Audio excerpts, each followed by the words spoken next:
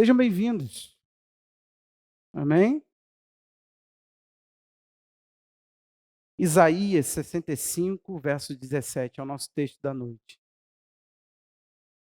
Hoje eu vou ministrar num tema, literalmente, quando o texto começou a fazer sentido dentro de mim, aquela fermentação da palavra, né? A palavra vai crescendo, vai ganhando luz dentro de você. Eu tomei um susto e eu coloquei um tema, literalmente, que traduz. Olha, esse tema, ele mostra o real, a real forma como eu enxergo agora o que vou falar com vocês. Eis aí o texto, vamos lá? Isaías 65, 17. Diz assim: Pois eis que eu crio novos céus e nova terra, perdão. E não haverá lembrança das coisas passadas, jamais haverá memórias delas. Exultem, alegrem-se para sempre no que eu crio. Porque eis que crio para Jerusalém alegria e para o meu povo exultação. Eu me alegrarei por causa de Jerusalém e exultarei no meu povo. Nunca mais se ouvirá nem voz de choro, nem de clamor. Isso é o nosso texto. Amém? Senhor, fala ao nosso coração, Pai. O tema é o desafio da alegria. Literalmente, para mim, eu quero falar sobre esse desafio de ser uma pessoa que tem alegria. Você considera também ou não? Só eu. Você vai entender, a palavra de Deus, ela nos desafia a sermos alegres. É um desafio. Amém? Ou não amém? O texto que você acaba de ler é um texto de Isaías, e Isaías ele tem uma proposta, né? É um texto profético que apontava para uma futura restauração de Israel. Então, quando você olha para o futuro de Israel, na cabeça dos ouvintes ali, era uma profecia de glória, de restauração, de plenitude. Mas a grande realidade é que aquelas profecias elas eram amplas. Elas falavam de modo atemporal. Deus está prometendo a Israel que ele criaria novos céus e nova terra, e Jerusalém seria um ambiente de alegria. Ele criaria para Jerusalém um ambiente de alegria. Isso aí é após a mensagem de destruição, que tudo iria ficar ruim para o lado deles. Eles não se converteram em diversas advertências de Deus. Deus manda diversas vezes profetas, e os profetas falam: olha, virão dias de juízo por conta da falta do arrependimento de vocês. E de repente Deus ele usa o profeta Isaías, e aqui o 65 e mais o 66 você tem ali focos do que vem a ser não os dias gloriosos de Israel. Não aconteceu isso aqui com Israel. É uma profecia que não se tem conclusão. Por quê? Porque essa profecia, ela só se dará na segunda vinda do Senhor Jesus, quando Deus virá para nos levar ao novo céu e nova terra. Amém? Por isso, Apocalipse 21, do 1 ao 7, vai falar sobre essa nova realidade, novos céus e nova terra, dizendo que Deus haverá de reconstruir tudo, refazer tudo. E lá no verso 5 desse texto, ele diz: eis que faço nova todas as coisas. Deus, ele promete refazer tudo. E é interessante que na nova realidade, diante de tudo que é tão glorioso, pensa você num ambiente onde não vai precisar de sol. Por quê? A Bíblia nos dá uma explicação. O Senhor com sua luz será o sol do ambiente. Não haverá mais mar. O que haverá? Um rio chamado Rio da Vida, que vai fluir literalmente do trono de Deus e vai regar toda a terra. Você entende que como essa nova realidade que Deus vai fazer já é maravilhosa por si só. Aí ele deixa muito claro uma coisa. O Apocalipse 21, ele diz, lá no verso 3, que o tabernáculo de Deus estará conosco. Nós seremos o povo dele, ele será o nosso Deus. E o 4 vai dizer: ele enxugará dos olhos toda lágrima. Já não existirá morte, não haverá luto, nem pranto, nem dor. As primeiras coisas passaram. Ele deixa muito claro que o luto, a tristeza, o ambiente de dor que nós hoje vivenciamos vai passar. Então, não temos dúvida, se você se considera uma pessoa não feliz, pelo amor de Deus, vamos começar a repensar algo hoje comigo aqui. Tem uma nova realidade plena nos esperando. Eu não tenho dúvida. Lá não tem nada. Lá passou tudo. A dor passou. Passou todos os motivos de pranto. Passou, as coisas passaram, as primeiras coisas, essa imperfeição toda, essa desgraça toda, tudo isso vai ter fim. Aí tá tudo bem. O desafio da alegria não é esse. O desafio da alegria não é olhar para amanhã e dizer, olha, tem um ambiente alegre, festivo, aonde só haverá regozijo. Nós seremos pessoas plenamente felizes. O riso vai estar nos nossos lábios sempre. O louvor estará continuamente nos nossos lábios. Nós cantaremos e sem cessar cantaremos. E não é porque o céu é chato e lá a gente vai ficar no santo, santo, santo de roupa branca. Não, pelo amor de Deus. É porque o ambiente será de festa. Imagina algo que não passa, um ambiente onde a sua alma está plena e isso não oscila, isso não varia, sabe? Imagina isso. Um ambiente onde você acorda pleno, dorme pleno. Não sei se a gente dorme, eu sei que a gente come, mas não sei se a gente dorme, não sei se algumas coisas desse tipo vai acontecer. Não haverá noite. Então deve não haver cansaço. Então não deve haver cansaço. A gente pode idealizar, isso aqui não tem heresia em nada disso. Não pensando as coisas que eu penso, né? Eu falo que lá vai haver uma árvore de bacon, para quem gosta de bacon. Só de propósito. No inferno vai ter um bacon com gosto de jiló. Eu gosto de jiló, gente. É maldade falar do jilózinho assim. Brincadeiras à parte, a gente não precisa pensar esses pormenores. Mas eu quero que você olhe para o futuro que te aguarda. E, meu irmão, isso aqui deve encher seu coração. Você deve olhar para isso e falar assim, é isso que vem? É isso que me espera? Se eu sou um cristão querendo ser o povo de Deus, é isso que me aguarda? Sim. Só que eu quero te falar que existe uma façanha na fé cristã, que é o desafio de viver o hoje, já habitando essas realidades. Nós não estamos no ambiente dessa realidade. Presta atenção aqui. A justiça já te alcança. A Bíblia diz que nesse lugar habita a justiça. Mas a justiça já está presente. O reino, ele não veio. Não veio. Mas ele já está presente. Jesus falou, o reino de Deus estará dentro de vós. Então preste atenção. Dentro de você, na sua fé, isso tudo já existe. Sabe por quê? O texto que eu citei para você de Apocalipse disse ainda mais no verso 6. Tudo está feito. Eu sou o alfa, o ômega, o princípio e o fim. Eu, a quem tem sede, darei de graça fonte da água da vida. Eu creio. E é esse desafio que eu quero lançar. Que dá para a gente acessar essas coisas por meio da fé. Essas realidades que vão vir, elas podem ser possuídas por nós hoje. A fé foi nos dada para ir para uma realidade, para enxergar uma realidade, para comprovar fatos que a gente não vê. Não é isso que diz Hebreus 11:1? Amém?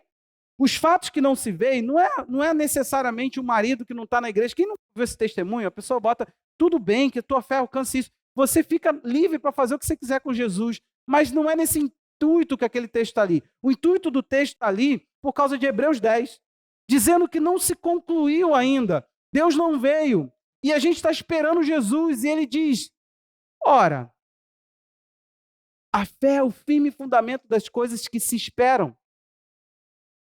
A prova de fatos que eu não vejo. Então, existe uma realidade. Eu quero hoje colocar para você algo. Romanos 5, verso 3 a 5, vai dizer uma coisa. Não precisamos ler, só anote. Que nos gloriamos na tribulação. Por quê? Porque ela produz perseverança. E a perseverança, experiência. E a experiência, esperança. Presta atenção.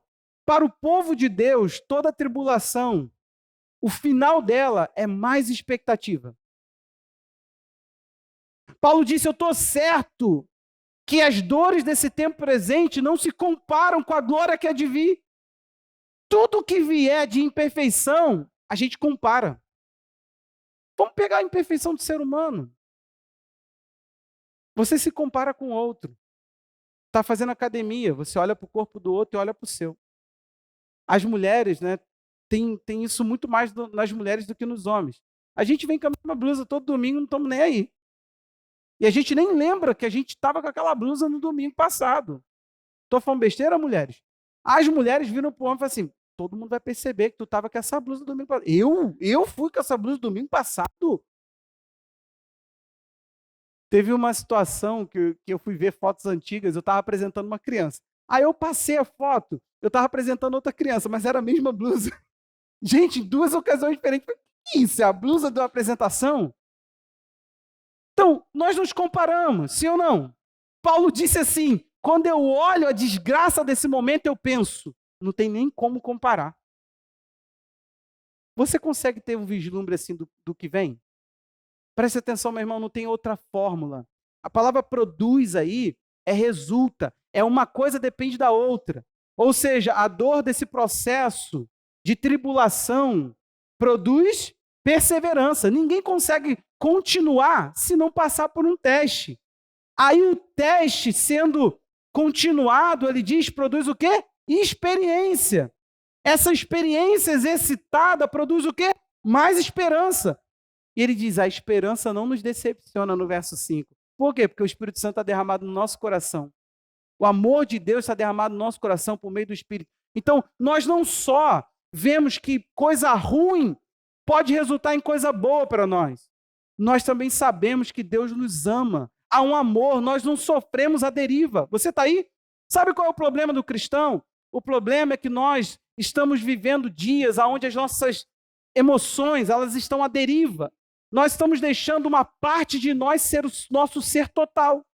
Tudo que a gente sente, a gente assume. A gente não questiona, a gente não tem estratégia e ferramenta para lidar com nada. É uma geração que se você se sentiu, você é. Se você pensou de si, você é. Você cria uma realidade do nada. Eu quero que você saiba que existem certos choros que Deus está pedindo que você cesse. Já deu. Você não tem todo o tempo do mundo. Você não tem tempo para ficar vivendo lutos eternos. Você não tem tempo para ficar lamentando perdas. Meu Deus do céu, você está significando o passageiro como se fosse eterno. Você está lidando com as coisas que vão, que passam. O relógio você não segura. Como se isso você pudesse garantir que essa vida perdida, afundada em tristeza que deveria ser momentâneo, para você assumiu como teu status de vida. E isso tem que passar. Existem coisas que você não lida, você não fala sobre, você não assume sobre. É assim que eu estou, é assim que eu penso, é assim que estou. Não, a pessoa está ali, vivendo aquele luto desgraçado, eterno. E luto, quando eu digo, não é só perda por pessoas, é perda de coisa. Até hoje, a gente ri no trânsito, porque o que tem de gol, igual o gol que foi roubado, não está no gibi. Só que nenhum é como ele. Que aquela roda é muito linda. Que jogo de roda linda. Mas eu um dia falei para o Senhor, deixa esse carro ir. Já foi há muito tempo. Só que dentro das emoções, eu falava isso para todo mundo, nós vamos orar, vai aparecer. Teve uma pessoa que falou assim, eu estou tendo uma visão que o teu gol está lá no pátio. Pô, esse pátio aí está perdido mesmo, né? Meu irmão, dentro de mim eu falava, isso não vai voltar. Eu tinha essa convicção. Então chegou um momento que eu falei assim, eu preciso deixar esse negócio partir. Já foi, mas não foi. Você está aí, irmão? Então preste atenção. Alguns momentos de choro foram cessados por Deus de forma... Ele chega para Josué e fala assim, ainda chorando? Moisés, que sensível que Deus foi. Moisés, meu servo, está morto. Você precisa ser forte, corajoso e tem uma tarefa para executar. Tipo, tinha uns dias de choro, era lindo. Se você estuda isso, há um tempo, há momento para isso. Mas não pode durar para sempre. A vida aqui, ela oscila. Por isso nós precisamos aprender a viver o mais assim, ó, possível. Precisamos aprender a nos equilibrar o tempo todo. A questão não é que não tenhamos momentos para chorar. A questão é achar que nós vamos assumir um status de choro e lágrima. Eu nunca vi uma geração com tantos problemas emocionais. E quem não tem problema emocional está se assumindo com problema emocional. Tá lindo. É lindo. Eu tenho, eu sou, fui diagnosticado com. Quando as pessoas falam assim para mim, eu tenho ansiedade, eu já pergunto, diagnosticado? Não, é porque assim, eu sou uma pessoa. Não, não. Você já foi ao médico? Psiquiatra, psicólogo? Eu pergunto.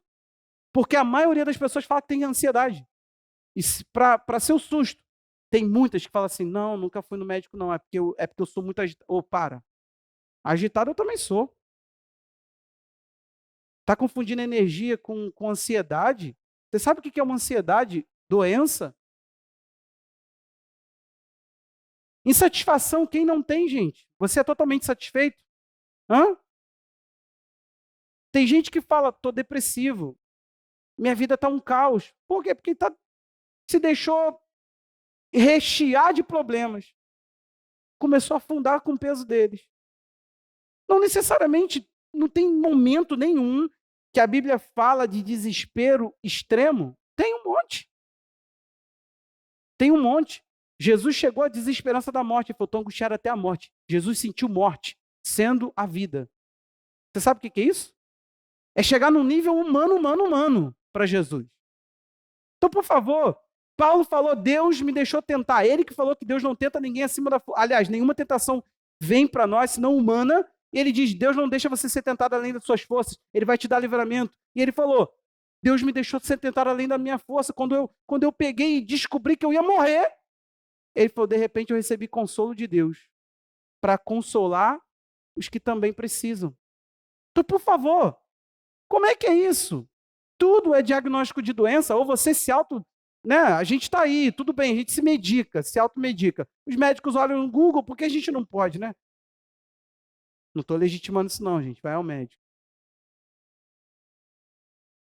Mas, eu não sei se você entendeu, só que hoje é o fim de certas coisas na sua vida. Ciclos têm que se fechar hoje. Sabe por quê? Deus tem um desafio para te dar.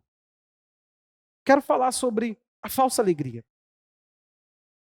Quero te mostrar um texto interessantíssimo. Eu gosto muito desse texto, porque fala sobre vício. Olha só. E você sabe que é um assunto que, particularmente, estudo, acredito que tem como você ajudar pessoas que têm um problema com vício. E Provérbios 23, 29, na minha Bíblia, Provérbios é todo rabiscado. E esse texto de Provérbios 23, 29 tem algo muito interessante. Aqui é uma longa, apesar dos capítulos serem ali 23, se eu não me falha a memória, do 21, eu não guardei essa informação, mas aqui são diversos conselhos, ele vai dando por etapas. E a etapa que você vai ver agora, o bloco de conselho que é só sobre o uso do vinho, da bebida forte. Vamos ler isso aí. Para quem são os ais? Para quem são os pesares? Para quem são as rinchas? Para quem são as queixas? Para quem são os ferimentos sem motivo? E para quem são os olhos vermelhos? Para os que demoram em beber vinho, para os que se demoram em beber vinho, para os que andam buscando bebidas misturadas. Não olhe para o vinho quando se mostra vermelho, quando resplandece no copo e desce suavemente, pois no fim morderá como a cobra e picará como a víbora. Os seus olhos verão, coisas esquisitas e o seu coração o levará a dizer coisas perversas. Você nunca viu isso numa pessoa embriagada, né? Nunca. Você será como o que se deita no meio do mar. Já viu o mar bravio? Exatamente. Embriaguez. E como o que se deita no alto do mastro do navio. Você dirá, fui espancado, mas não doeu. Bateram em mim, mas eu nem senti nada. Quando vou despertar? Então voltarei a beber. Captou, Lucília? A vossa mensagem?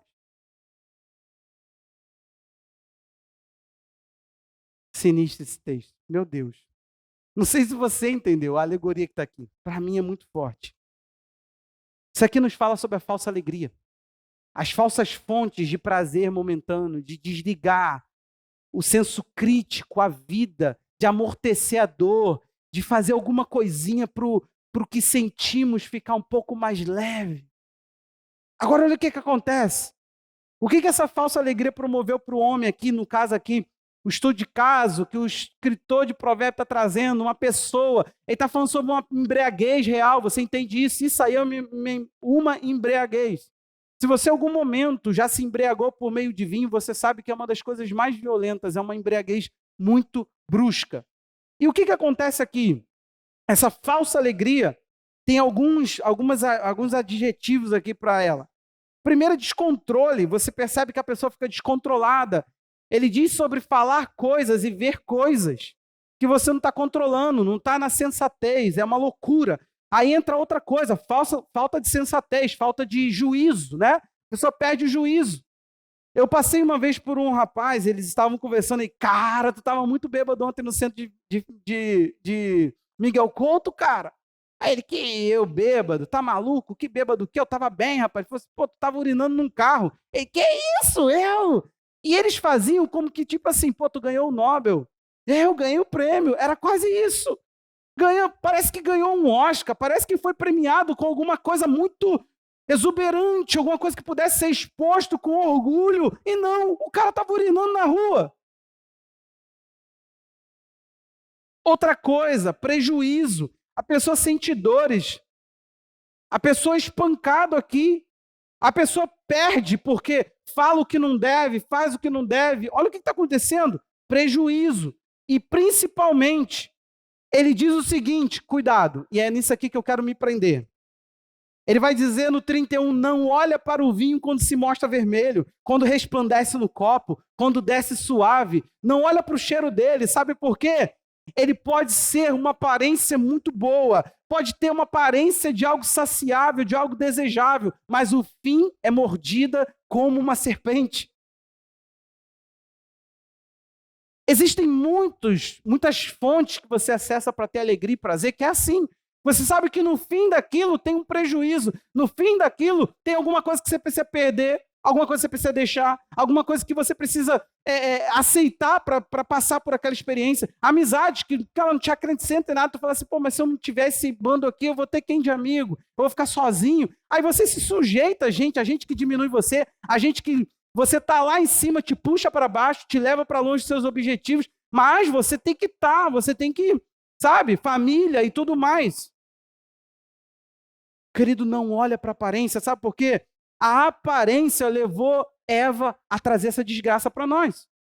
Ela olhou em Gênesis 3:6 e viu que era uma árvore desejável para dar a conhecimento. Ela fala, é boa, os meus olhos se agradaram.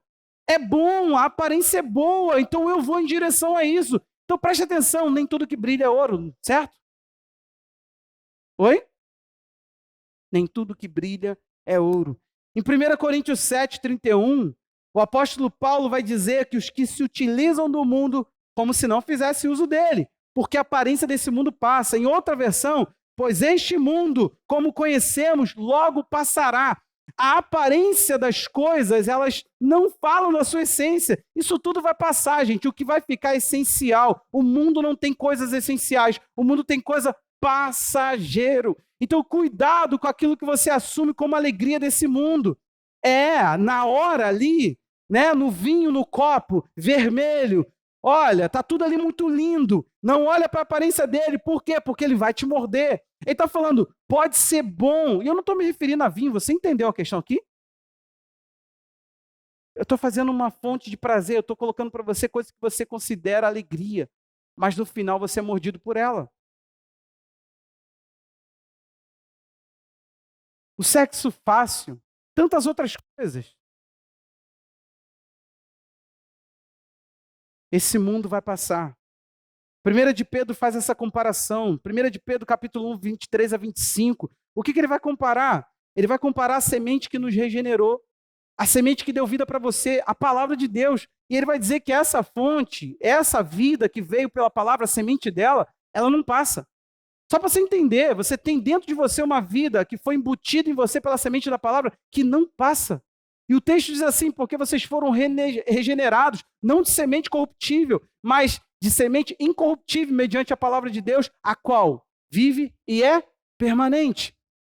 Porque toda humanidade é como a erva do campo, e toda a sua glória é como a flor da erva. A erva seca, a flor cai. A comparação, mas a palavra do Senhor permanece para sempre. Essa palavra é o evangelho que foi anunciado a vocês. Amém? Esse evangelho que é comparado com as outras coisas. Olha o que Pedro está falando. Se você colocar numa balança tudo que você se gloria da sua humanidade e da glória da sua humanidade, isso tudo vai passar. Tudo passa, gente, nessa vida. Deus deixou assim, incompleta a nossa forma de fora. O nosso corpo, ele vai ainda ser transformado, ele está passando de uma mutação de dentro para fora. O nosso espírito está sendo refeito, mas o nosso corpo ainda não passou pela regeneração. Ele está investido, o primeiro investimento, o penhor do Espírito, para alguns que conhecem a linguagem, mas o primeiro pagamento, Deus já deu o Espírito Santo, colocou dentro de você, para você ser refeito de dentro para fora. Mas o seu corpo, ele deixou passar o tempo, sofrer doença, cansar, todo o efeito que o pecado trouxe com a morte. Para você entender que você é muito mais, a essência que está dentro de você já mudou. E ele quer que você entenda que se você continuar ainda vendo a vida pelo passageiro, se dedicando àquilo que é externo, se dedicando àquilo que é material, como se isso bastasse para a sua satisfação. Não basta.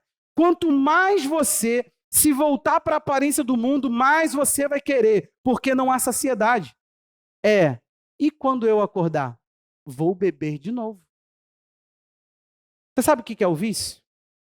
O impacto causado por uma substância ou um abuso de uma substância produz no cérebro humano um prazer que outras coisas não dá. A comparação que se faz é que a cocaína ela produza, por exemplo, muito melhor do que o sexo, uma capacidade de prazer no corpo humano.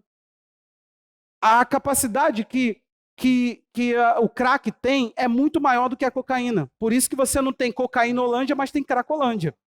Porque a pessoa não consegue. É um tapa de sensação e é muito rápido o efeito. Então o que a pessoa faz? Ela fica ali, em torno da pedra. Eu quero mais uma, eu quero mais uma. A cocaína não, o efeito era mais duradouro, só que não tão intenso. Presta atenção aqui, o que seria o vício? A pessoa, em curto espaço de tempo, para alcançar aquilo que ela alcançou. O corpo dela quer sentir aquela sensação. Ou como disse meu professor, se cocaína não fosse viciante e destrutiva, seria a melhor coisa desse mundo. Você entendeu? Você entendeu, meu irmão? Pô, tira aí da mente, por favor, a ideia da droga. Ele está dizendo o seguinte, se não destruísse, seria a melhor coisa desse mundo. Se não causasse dano, vício, prejuízo para todos os sentidos e para si, para o seu corpo, seriam as melhores coisas desse mundo. Agora pensa comigo. Se a pessoa ela quer aquele negócio, o cérebro dela nunca mais vai dar aquela sensação para ela. Então ele não viciou na droga em si, ele vicia na sensação que ele sentiu. Por isso que muitos não ficam na droga que começa. Eles vão atrás de outra coisa, porque o corpo deles começa a procurar e começa a pedir mais. Então preste atenção. Você pode estar assim em outras áreas da sua vida, a gente pode não estar falando isso com você. Se for o seu caso, toma aqui. Se há alguma substância que te prende, a gente quer te ajudar. Agora, quantas outras coisas que você está acessando que está te dando prazer e que são destrutivas para a sua vida e você só quer mais uma dose? Você só quer mais, você fala, mais, eu quero mais, eu quero sentir de novo, eu quero me sentir daquele jeito de novo. Sabe? Quantas pessoas, gente, não são levadas por discurso de amigos, de amizade? As pessoas estão tão frágeis. Os discursos que prendem elas são tão ridículos. A fidelidade passou a ser uma coisa banal. Você tem que fazer discurso de aprisionar, porque as pessoas estão tão carentes, que você fala mais doce, que você faz uma proposta mais doce, você prende. Ninguém quer crescer, a gente quer amortecer a dor, a gente não quer lidar para sermos plenos, a gente quer ficar preso numa falsa ideia de alegria. Esse mundo aqui não tem uma fonte durável de alegria. Esse mundo aqui não tem uma fonte permanente, não tem nada que você pode acessar de novo que vai te dar a mesma alegria. Você começa a atrair, sente prazer, sente o prazer do sexo, sente o prazer, sei lá, talvez você é uma pessoa viciada em adrenalina, tem isso também. Aí você está lá viciado nessa vida dupla, nessa ideia de que você se sacia, de que você é o cara, e daqui a pouco você se vê um desgraçado, sozinho, aprisionado ao sexo, não se sacia nem com a sua própria, o seu próprio toque no seu corpo, nem com uma mulher, nem com outra mulher, nem com outra, nem com outra, nem com outra. Você vai vendo que a coisa vai te prendendo, e quanto menos você imaginar, meu irmão, sexo que você nunca pensou que seria opção para você, você começa a pedir. Seu corpo começa a buscar. Por quê? Porque tudo nos ensinaram a sentir o tempo todo um bem-estar que é somente da matéria. Alimenta a matéria, foca na matéria. Tudo é serviço de uma parte de você e nunca é algo integral. Sexos que depreciam o corpo, fontes de prazer que depreciam o corpo, que diminuem o corpo. Você tem noção? Tem uma droga chamada Crocodile. Quem já ouviu falar dessa droga? Levanta a mão bem alto, só para eu ver. Você sabe a coisa horripilante que eu vou falar agora, né? Bota na internet. A pessoa aplica aqui, Kátia, cai pedaço. Eles viram, é chamado até da droga do zumbi, porque vai necrosando parte do corpo. Parte do corpo cai. Tem jovens que já não tem a pele aqui, é osso, que vai matando a pessoa e a pessoa continua injetando.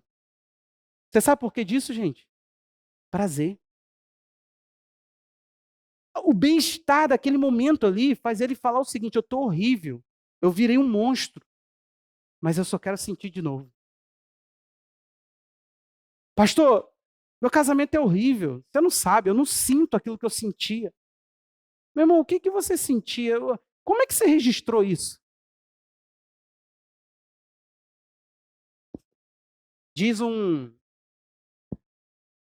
seriado Netflix que a memória não é confiável. Provavelmente tudo que você guardou foi emoções. Às vezes não são os fatos 100%. Não só o seriado, tá? Mas o seriado fala isso muito bem. Eu falo essas coisas para você ser atraído para coisa boa, conteúdo bom. É um momento de Jequiti meio sem contar. Então, por favor, você está aí comigo? A alegria desse mundo é falsa. Tudo que vier desse mundo é falso. Agora existe a alegria do Senhor. Só que essa é diferente. Porque ela não é um desfrute que Ele te dá. Você precisa ir para Ele, estar nele, perto dele. Você não recebe dele, mas sim nele. A ideia aqui é que você não pode entrar, desfrutar e sair. A ideia aqui é que aquilo que é a alegria dele não se sustenta vivendo a nossa carnalidade. A nossa carnalidade, ela não se sacia da alegria dele. Não é compatível com as suas percepções de alegria. Não é à toa que a Bíblia manda mudar a mente para experimentar a boa, perfeita e agradável vontade de Deus. Então não tem como, se você não muda parâmetro, você não alcança. Tem muita gente aqui que Deus não pode alegrar teu coração porque o teu parâmetro é mundano. A tua mentalidade é desse mundo.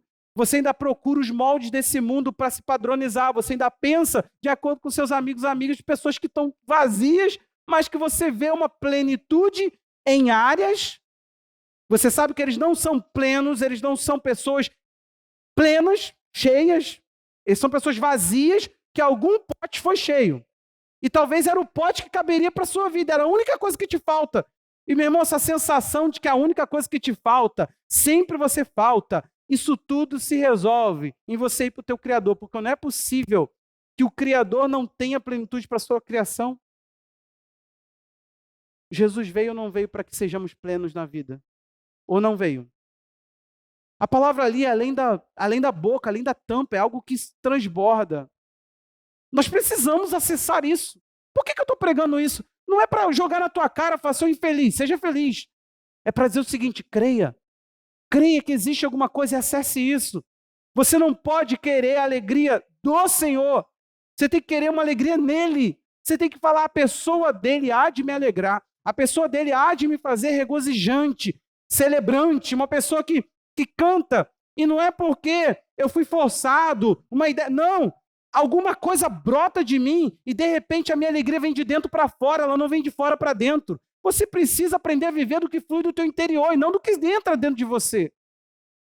A gente está fazendo o processo inverso. Deus não faz assim, Deus não faz de fora para dentro. Por que você quer fazer isso? Você quer resolver tudo do lado de fora, focar tudo do lado de fora, fazer com que tudo isso... A gente está querendo que o Brasil se torne a Nova Jerusalém. A gente está querendo... Fala sério, hein? Tem alguns aqui que devem ser adeptos de que nós não passaremos pela tribulação na vinda de Jesus. Se você pudesse, você fazia, batia na madeira e falava assim: Deus me livre passar. Economia, política, tudo no governo do anticristo, e eu vivendo aqui como o quê? Fugitivo, eu e os meus filhos, eu quero essa fé para mim não, tá louco?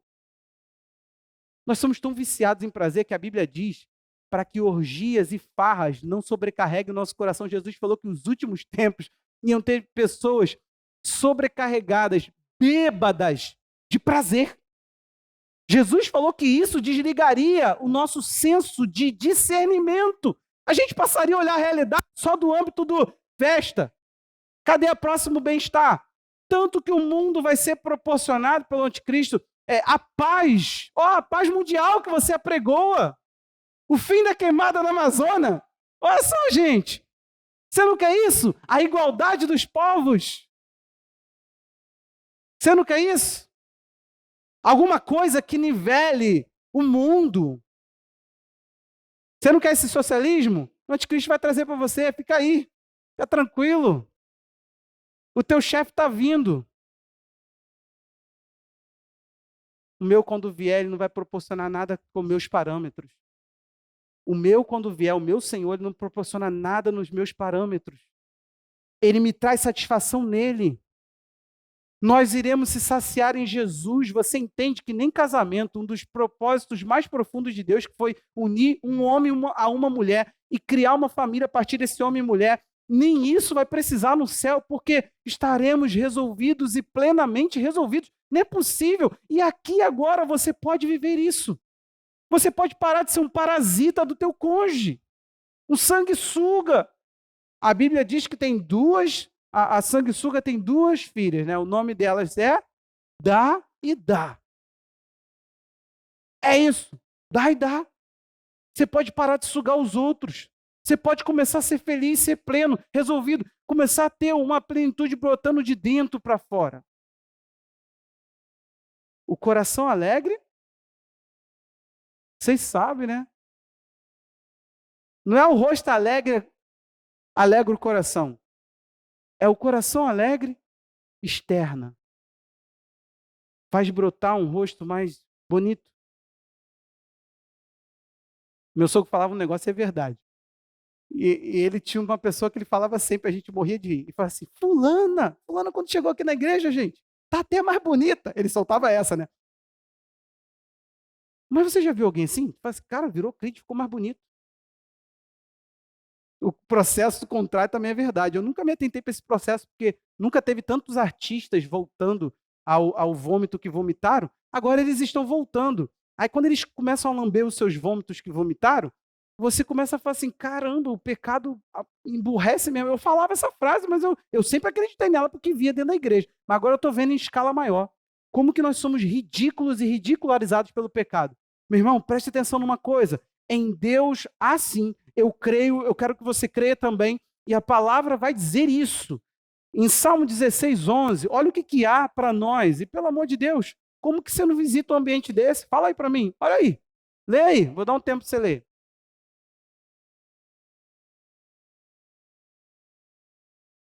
Só tem um detalhe, tá? Não passa. Hoje, amanhã, depois da manhã, depois da manhã e depois da manhã. Quando você faltar alguém na tua vida, quando alguém te decepcionar, quando alguma coisa se fechar, quando alguma coisa se abrir, não importa. Aqui, delícias. O salmista falou: é gostoso a tua presença, e para mim a plenitude, não alegria, plenitude. Você já viveu isso? O que pode te dar isso, gente? Fala sério. Pastor, hoje, pode escrever, meu irmão. Eu te garanto, anota esse dia. O que vai te dar alegria? Quando eu tiver um filho, é passageiro. Quando eu casar, é passageiro. Passageiro. Tá infeliz, pastor, no casamento? Não, gente. Eu estou querendo dizer o seguinte: se isso nos tornasse pleno, um outro ser humano poder ter o poder sobre nós de nos fazer pessoas completas, plenas, resolvidas. Minha esposa não pode carregar esse fardo, ela não é Deus. Se eu colocar sobre ela que a minha satisfação depende dela, minha alegria depende dela, que desgraça, ela é uma outra pessoa como eu, que também precisa de fonte de alegria. Se a gente se ligar um ao outro tentando fazer um ou outro feliz no sentido, você entendeu, né? Eu posso proporcionar momentos, mas eu não posso tocar a alma dela e colocar. Eu não sei se você entende. Deus falou: eu crio alegria para Jerusalém. Eu ponho sobre o meu povo exultação. Ele pode gerar.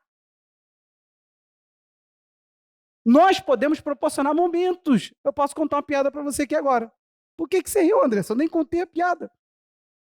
E por que vocês riram? Porque eu falei isso com a Andressa? Já foi, viu? Proporcionei um momento, um sorriso. Tem uns que nem assim, gente. Vocês são muito ruins. Deixa fluir. Isso, Kátia. Gente, a Kátia tem que marcar um dia para você só rir nessa igreja. A gente vai trazer a família da Kátia. Vamos colocar um monte de microfone, deixar ela e as tias e a mãe rir. Duvido você ficar sem rir. Elas riem tudo assim. Todos é o riso da família. Como é que pode? Né, Diogo? Todo mundo ri. E eu duvido você ficar sem rir. Plenitude de alegria. E vamos lançar o desafio. Cara, eu me proibi de botar todos os versículos que sei. Botei 2. Mas eu botei os 2 piores. Os 2 que o Wagner não vai poder falar. Pastor, o senhor pregou, mas é assim, pastor. Não tem mais. Wagner, olha isso aqui, Wagner. Filipenses 4:4. Vai, Alex. Ó. Alegre-se.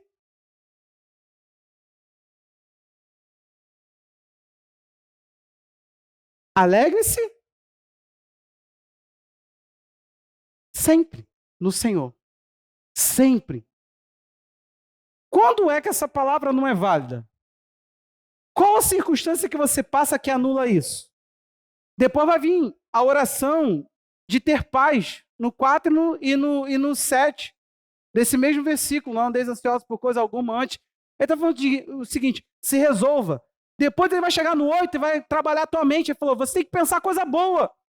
Para de pensar desgraça, para de usar o seu ser. Sabe o que estão pregando para nós? Que nós somos desequilibrados, desenfreados, que nós não temos governo sobre nós. O Espírito Santo não nos governa, ele gera governo nosso em nós mesmos. É domínio? A capacidade ele concede, a habilidade ele dá, mas o desenvolvimento é nosso.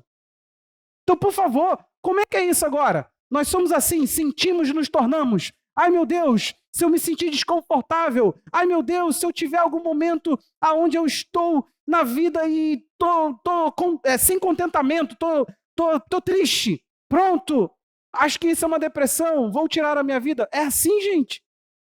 A gente está com tanto... Gente, é tão ruim. Tem uma página de Nova Iguaçu que ele fica assim, foi 2 suicídios no mês do suicídio. Eu não entendi isso. Da campanha, da conscientização. É uma coisa séria. As pessoas tiram a vida. Aí eles vão lá e colocam foto de gente nova. E ainda prega que a pessoa tinha uma vida boa. Um empresário da Luz de Lemos. Tirou a vida. Aí eles botam isso. Foi encontrado. Encontrado morto. Tirou a própria vida. Aí tu fica assim, cara, por que eu preciso dessa informação? Até onde o cara estava perdido, tudo bem. Agora ele se suicidou.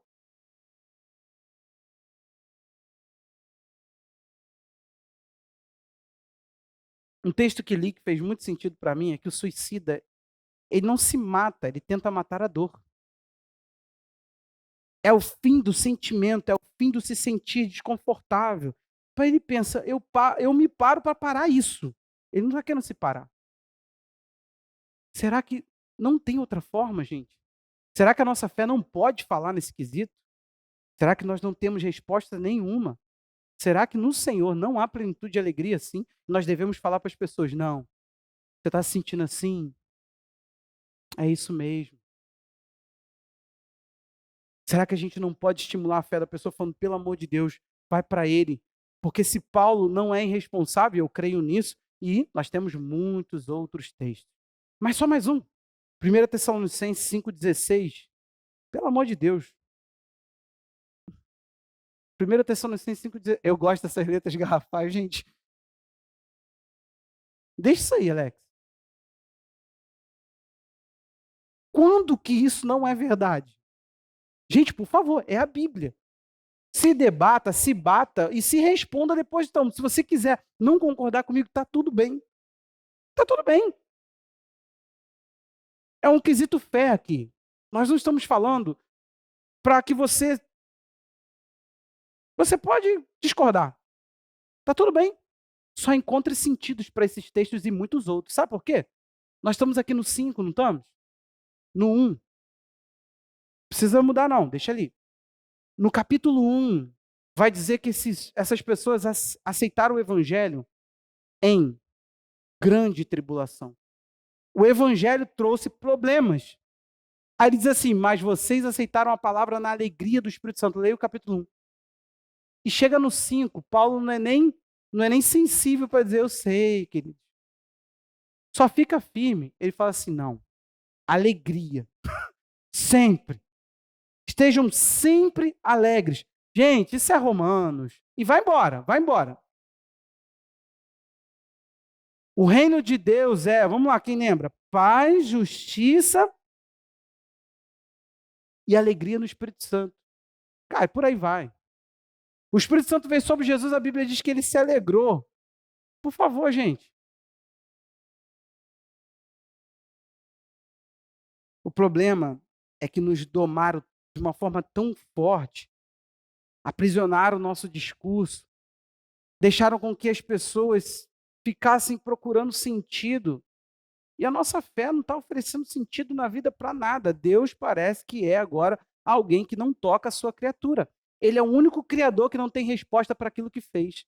Ele fez o espírito, soprou no homem, do espírito veio a questão da alma, do ser consciente, para isso ser a vida do corpo. E tudo isso está ligado. Não são três coisinhas, é uma coisa só. Homem por fora, homem por dentro. Homem interior, homem exterior. A Bíblia fala que Deus ministra força no nosso homem interior. Efésios 3, a oração de Paulo a partir do 14. Então, por favor, nós não podemos aceitar esse cabresto, essa imposição de pregar que todo mundo é o mal do século. Quando eu li isso há muitos anos atrás, eu me preocupei, comprei livros, vários livros sobre discipulado desse sentido assim, comecei a ficar antenado. Peguei palestra de gente, peguei tudo que você podia. Caraca, como assim? Já estão dizendo que vai ser. Era anos, eu estou falando de anos. Eu comecei a entender que lideram pessoas e comecei. Isso me veio com a clareza assim: Jeff, você precisa estudar um pouquinho melhor sobre gente. Quando eu vou atrás disso, eu me deparo com a ideia de que estão prevendo que o nosso tempo vai ser assim. Todo mundo vai ter um problema emocional. Como se tivesse tudo bem. Como se tivesse tudo bem. Nem todos os problemas emocionais são de ordem emocional, porque o homem não é tripartido. O homem não é de compartimentos. O homem é um ser integral perante a palavra de Deus. Então, sim, algo que vem no teu físico tem capacidade de tocar tuas emoções. Claro, é a coisa mais óbvia. Existem outras fontes. Agora, existem fontes que são de baques emocionais. Você pode recorrer a um médico? Pode, mas olha aqui para mim. Uma coisa você precisa entender. essa vida não tem resposta. A melhoria das coisas não vai te trazer plenitude. Tem pessoas que acham que um acontecimento externo vai resolver teu problema. Não vai.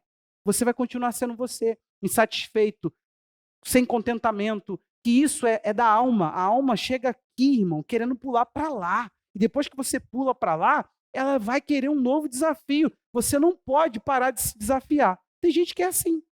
Ele nunca vai chegar num momento que ele vai estar feliz. Ele vai estar te apresentando sempre a vida do ângulo do que falta e não do que ele tem. Sim ou não? Só que se a gente não entender que isso se resolve sendo pleno e não tendo tudo, porque quem tem tudo, gente? Como fica um cristão? Ele não tem direito à depressão, à ansiedade, a qualquer outra coisa, a medo de gente, sabendo que a qualquer momento o seu governo quer matá-lo porque ele anda com a Bíblia na mão? Como é que fica esse tipo de gente, Wagner? É justo a gente pensar como que fica a mente de alguém que não pode portar uma Bíblia. Como é que essas pessoas sobrevivem, gente? De pressão o tempo todo, de agonia o tempo todo, de algum vizinho seu pode ouvir. Estava perguntando o Vinícius, vindo para cá, né, quando a gente veio trazer o Vinícius aqui, falei, Vinícius, mas se tu no papo lá estiver evangelizando e a pessoa sacar que tu é cristão, ele falou assim, cara, basta uma denúncia. Eles não averiguam esse tipo de denúncia, gente. Se eles acharem, eles prendem. Vocês entenderam? Então como é que a gente vai fazer pro Vinícius? Vinícius tem uma super alma. Foi o que ele falou, ele não contou aqui. Ele falou, cara, eu perdi o medo de morrer. Eu comecei a entender a vida e perdi o medo de morrer. Pelo amor de Deus, gente, esse evangelho está restrito para quem? Para quem passa por perseguição? Nós vamos ficar escravos da vida? Essa vida aqui vai bananar a nossa história? Vai nos prender, vai nos oprimir, vai nos comprimir até nos matar? Ou até nos fazer morrer em vida? Você não tem nenhuma fonte de prazer? Eleja o Senhor.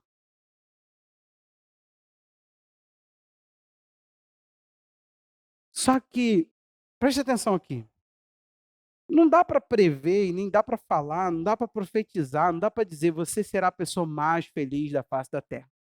Dá para dizer para você o seguinte: você vai passar por um monte de coisa que você não quer passar.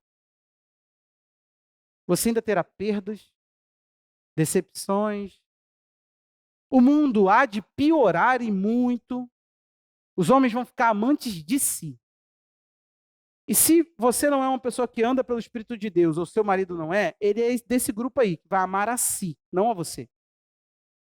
Então, seus amigos, você, vão se usar até se destruir. É o mundo, gente. Pastor, não é assim, você está vendo? Como que a gente enxerga? Nos últimos dias sobrevirão dias difíceis. Os homens. Está falando de demônio. Demônio vai estar só regendo. Os homens já vão estar prontos, vão estar num nível de iniquidade para o filho da iniquidade. O anticristo, ele nasce como cume disso tudo. Tipo, é um mundo desgraçado, é um povo que vai ter o seu líder que merece. Então, por favor, Andressa, você está indo para esse lugar. Você está caminhando para isso. Nós estamos caminhando para isso. Então, olha aqui para mim. Você vai querer que esse mundo te sacie? Você está esperando a plenitude desse mundo? Você está esperando que esse mundo seja o céu para você? Não será. O que fazer então? Nós precisamos contar com Deus e uma habilidade que Ele possui. Só Deus, Ele pode converter tristeza em alegria. Deus, Ele tem uma capacidade de alterar a nossa percepção. Eu creio nisso. Prendem dois homens, chicoteiam, batem, falam para eles, saindo daqui, se falar no nome de Jesus e ensinar, a gente vai fazer a coisa pior. Ele sai e fala assim, muito obrigado porque eu fui achado digno de sofrer por Jesus. Obrigado. A Bíblia diz que eles se alegraram por isso. Que desgraça é essa? Gente, que masoquismo é esse? Quando eu li o texto sobre suicídio, eles colocavam os mártires cristãos como suicida.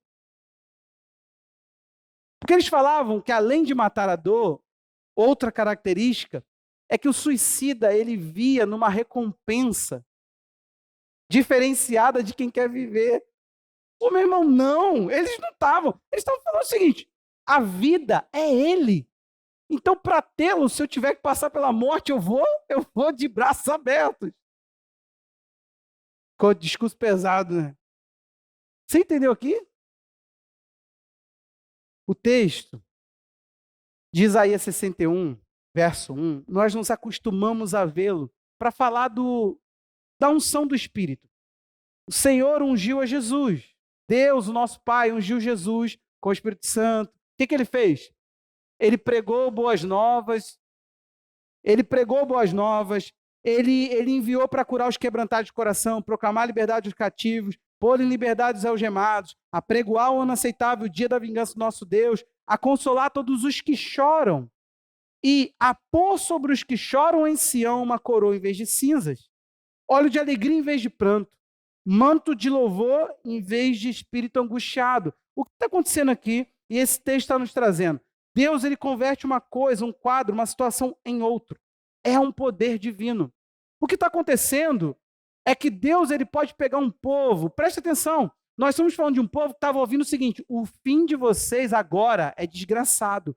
Vão entrar por essas portas, esses portões, esses muros que vocês estão vendo, vão quebrar tudo, vão destruir tudo, vão levar vocês presos, suas esposas, seus filhos. Meu irmão, você acha que esse povo foi saqueado e depois, lá no fim, quando Nabucodonosor entra, destrói o templo, faz toda aquela queimada, você acha que esse povo deu risada?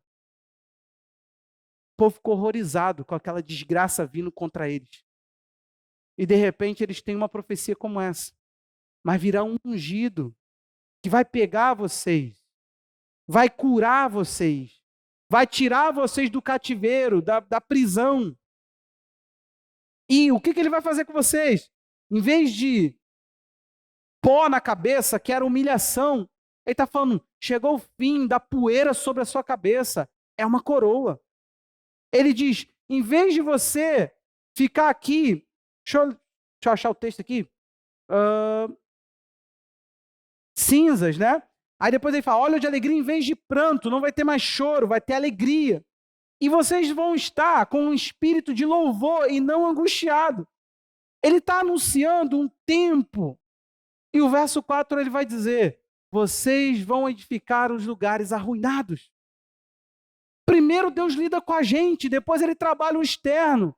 Ele está falando, primeiro são vocês. Eu liberto você, eu mexo em você. Depois eu vou para o teu casamento, para a tua casa, para o teu filho, para as tuas finanças. As pessoas começam a vir a Deus pelos problemas periféricos, gente. A pregação está, olhe para isso, olhe para aquilo, cultos temáticos, culto de tudo. Gente, o ser humano é um ser humano. Não tem como resolver um gastão dizendo para ele que ele vai se livrar de dívida. Ele vai continuar caindo no mesmo buraco. Dê R$1.000 para um gastão, ele gasta. Dê 5.000, ele gasta. Dê 10.000, ele gasta. Dê 20.000, ele gasta. E ele vai ter dívidas na proporção do que ele ganha. Vai ser pior ainda. Ganhar mais não é a resposta. Fazer campanha para a prosperidade desse não é a resposta. Então, nós precisamos olhar para nós hoje e ver. Nós cremos nesse poder que reverte uma coisa noutra, que tira um e põe outro, que muda o quadro do que está a nossa vida, que ele fala, eu removo a poeira da tua cabeça, coloco uma coroa. Eu tiro o teu choro, dou óleo de alegria. Esse é o nosso Deus.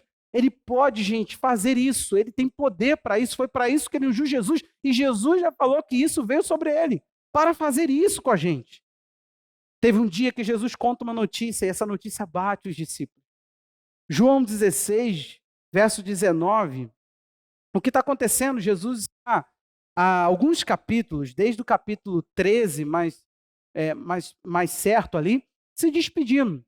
Isso vai até o 18 com a oração que ele termina, e no 18 ele é preso e segue todo aquele processo de condenação, morte, crucificação, morte e ressurreição.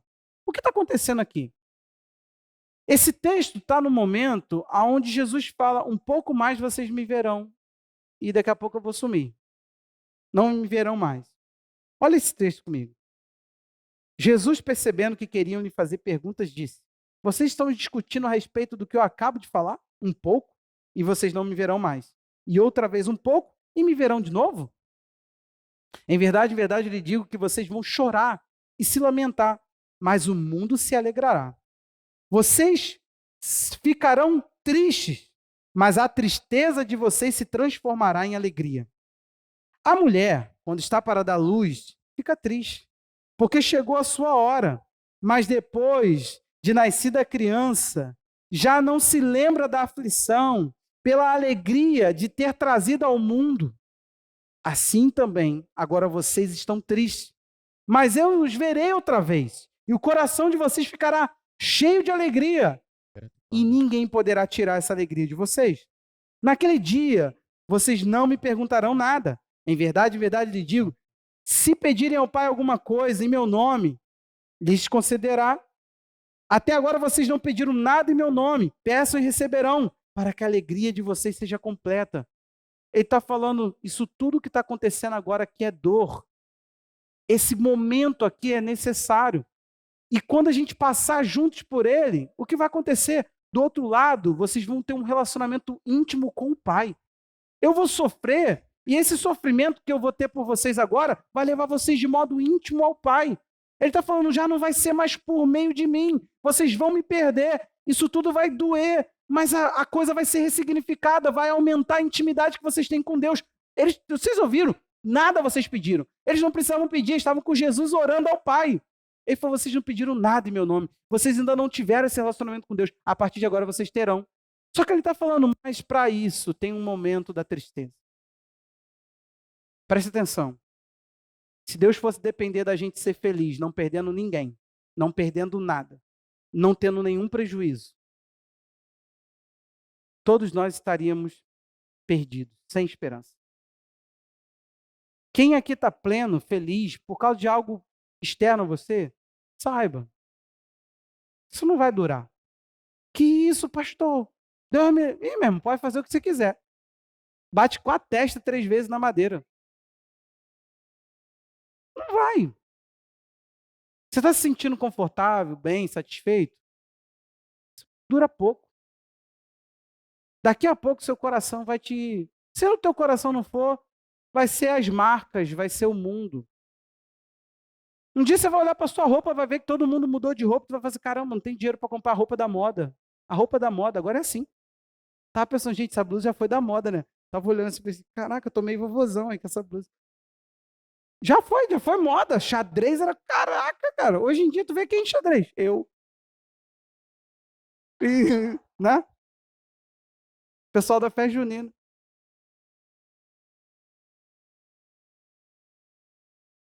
Meninas, toda hora a estética tá mudando. Você olha uma mulher, a mulher vive para malhar. Faz um nada para ninguém. Vive para malhar. Vive centro estético. Aí você se compara com ela, mas você trabalha, rala, serve a Deus, tem um filho. Fez cesárea. Aí, Andrés, o dia inteiro em pé. Aí você vai se comparar. Aí daqui a pouco você está se sentindo a mulher mais linda. Aí vem a sua amiga com a andorinha nos olhos assim. Aí tu se sente horrível.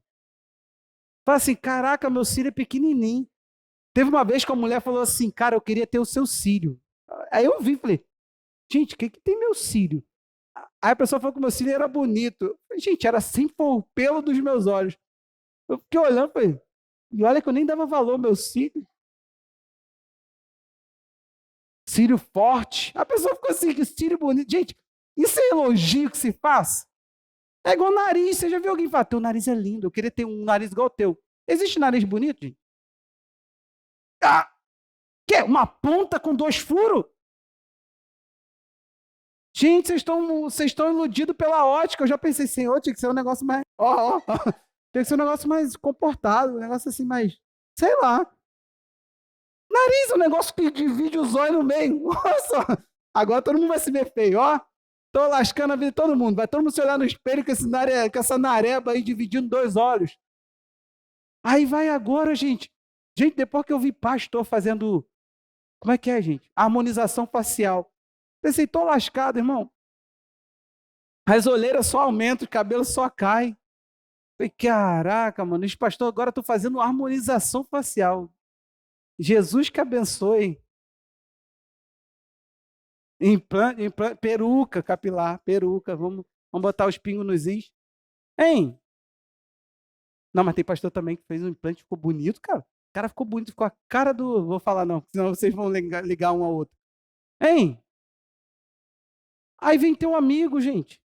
Faz um nada pra ninguém, vive da mamãe, malhando o dia inteiro pra ficar projeto verão. E tu, meu irmão, trabalhando, levando marmita, comendo mal, barrigudo. Não, eu tô tentando te mostrar a vida. Cara, se você for comparar, compara tudo. Viu, Marcelo? Vamos ficar com as nossas. Não, vamos perder. Por favor, olhe para mim. Se for depender disso, desse mar de insatisfação, quando você chegar, alguém me mandou aí, algum dos meninos, cara, são demais, cara, mandou um vídeo na internet assim, iPhone. Quem foi, gente? Quem foi esse sem graça aí? Sem graça no bom sentido. Cara, foi muito engraçado. Eu ri. iPhone 81, cara, era desse tamanho assim, a pessoa passando assim. Foi tudo, Diogo? O cara passando assim, caraca, um iPhone desse tamanho, cara. É isso. Sabe o que eu vi? Um cara fez um experimento social, perguntou assim: se você tem qual o seu celular? A pessoa falava assim, iPhone. Falei assim, voltaria para Android? A pessoa falou assim, não pensaria duas vezes. Aí ele falou assim para outra pessoa: qual é o seu celular? Android. Queria um iPhone, pessoa? Ah, só se fosse agora. Todas as pessoas falaram que estavam insatisfeitas com. Aí ele perguntava as insatisfações. Ah, a bateria dura pouco. Tem um que falou assim: eu tacaria na parede esse iPhone. Talvez aquilo que enche os seus olhos, gente, é aquilo que para alguém não faz sentido nenhum. É insignificante. A pessoa está falando assim: eu não sei porque que eu fiz isso da minha vida. Você entendeu? Tem casamento que tu queria ter, queria estar na sorte da pessoa. E a pessoa falou assim: como que eu me livro dessa desgraça?